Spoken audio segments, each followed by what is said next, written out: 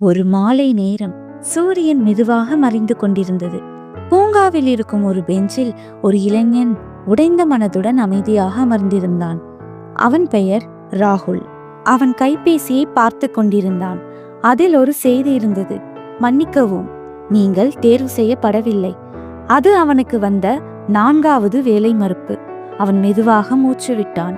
அவன் நண்பர்களில் சிலர் நல்ல வேலை பெற்றிருந்தார்கள், சிலர் சொந்த தொழில் தொடங்கியிருந்தார்கள், சிலர் வெளிநாட்டிற்கு சென்று அவர்கள் வாழ்க்கையை அமைத்துக் கொண்டிருந்தார்கள். ஆனால் ராகுலுக்கு மட்டும் வாழ்க்கை அதே இடத்தில் நின்றுவிட்டது போல தோன்றியது. அவன் அமைதியாக தரையை பார்த்து கொண்டிருந்தான். அந்த நேரத்தில் அவன் சிறுவயதில் கேட்ட ஒரு கதை நினைவுக்கு வந்தது. அந்த கதையை அவன் தாத்தா சொன்னார். ஒரு மண்ணுக்குள் 2 விதைகள் இருந்தது. ஒரு விதை சொன்னது, நான் வெளியே வர பயமாக இருக்கிறது. காற்று தன்னை உடைத்து விடுமோ, மழை என்னை காயப்படுத்தி விடுமோ என்று சொல்லி அது மண்ணுக்குள் இருந்தபடியே இருந்தது.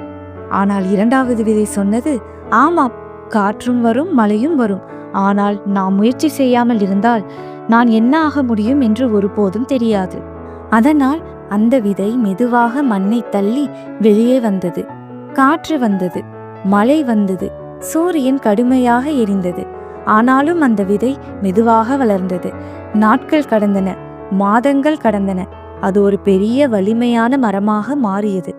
அந்த மரம் பயணிகளுக்கு நிழலும் கொடுத்தது, பறவைகளுக்கு வீடும் ஆனது, உலகத்திற்கு அழகும் கொடுத்தது. ஆனால் முதல் விதை மண்ணுக்குள் இருந்தபடியே மறைந்து விட்டது. இந்த கதையை நினைத்த ராகுல் மெதுவாக தலையை உயர்த்தினான். அவனுக்கு ஒரு உண்மை புரிந்தது. வாழ்க்கை இப்போது எனக்கு காற்றையும் மழையையும் தருகிறது, ஆனால் நான் தோல்வியடைந்தவன் இல்லை. அவன் இன்னும் வளர்ந்து கொண்டிருக்கிறான். அவன் மெதுவாக அந்த பெஞ்சில் இருந்து எழுந்தான்.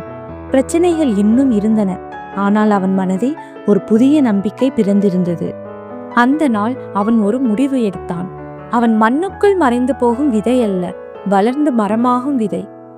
ஆகையில் வாழ்க்கையில் வரும் காற்றும் மழையும் நம்மை நிறுத்துவதற்காக அல்ல, அவை நம்மை வலிமையானவர்களாக வளர்க்கவே வருகிறது. இதை நாமும் உணர்ந்து கொள்வோம்.